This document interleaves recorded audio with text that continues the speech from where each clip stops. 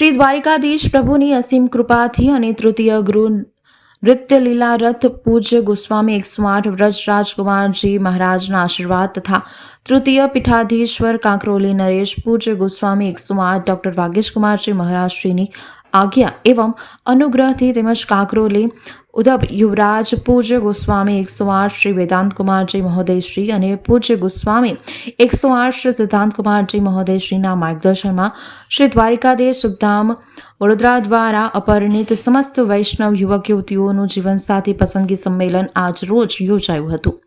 આ પ્રસંગે મોટી સંખ્યામાં વૈષ્ણવ યુવક યુવતીઓ વાલીઓ ઉપસ્થિત રહ્યા હતા। આ પ્રસંગે દર્ભાવતીના ધારાસભ્ય શૈલેષભાઈ મહેતા પણ વિશેષ ઉપસ્થિત રહ્યા હતા।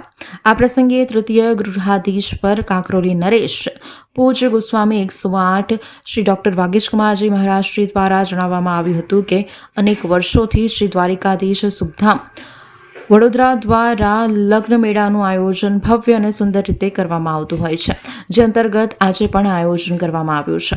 યુવક યુવતીઓ એકબીજાને પસંદ કરી શકે તેવો શુભ અવસર પ્રાપ્ત થયો છે।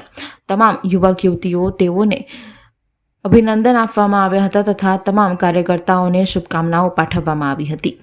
વડોદરા શહેરના પૂર્વ વિસ્તારમાં આજે મહેતા મેમોરીઝ ખાતે વૈષ્ણવ સમાજનું લગ્ન પસંદગી મેળાનું આયોજન કરવામાં આવ્યું છે। પરમ પૂજ્ય ગોસ્વામી 108 ડૉક્ટર વાગેશ કુમારની પ્રેરણાથી એમના આશીર્વાદથી આ પસંદગી મેળાનું આયોજન કરવામાં આવ્યું છે અને આપ જોઈ શકો છો કે મોટી સંખ્યામાં અહીંયા યુવા યુવતીઓ અને એમના વાલીઓ ઉપસ્થિત રહ્યા છે।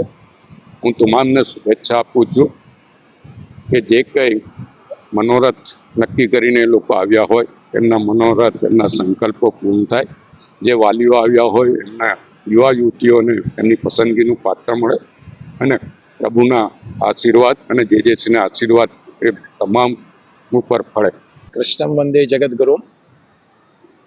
श्री द्वारकाधीश सुखधाम वागोड़िया रोड पर अनेक वर्षों लग्न मेळावडाનું एक भव्य અને सुंदर आयोजन प्रतिवर्ष થતું આવ્યું છે।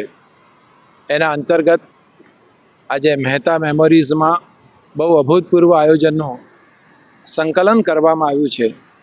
સુખધામના તમામ કાર્યકરો દ્વારા અનેક યુવક યુવતીઓને આ પસંદગી મેળાની અંદર વિશેષ રૂપે આમંત્રિત કર્યા છે અને અનેક વિશેષ મહાનુભાવોની હાજરીમાં એ તમામ પોતપોતાના સ્વયંવરની જેમ પોતાના પતિને પોતાના પત્નીને પસંદ કરશે એ સુઅવસર આજે અહીંયા પ્રાપ્ત થયો છે। હું આજના દિવસે તમામ યુવક યુવતીઓને અભિનંદન પાઠવું છું અને તમામ કાર્યકર્તાઓને ખૂબ ખૂબ શુભકામના પાઠવું છું।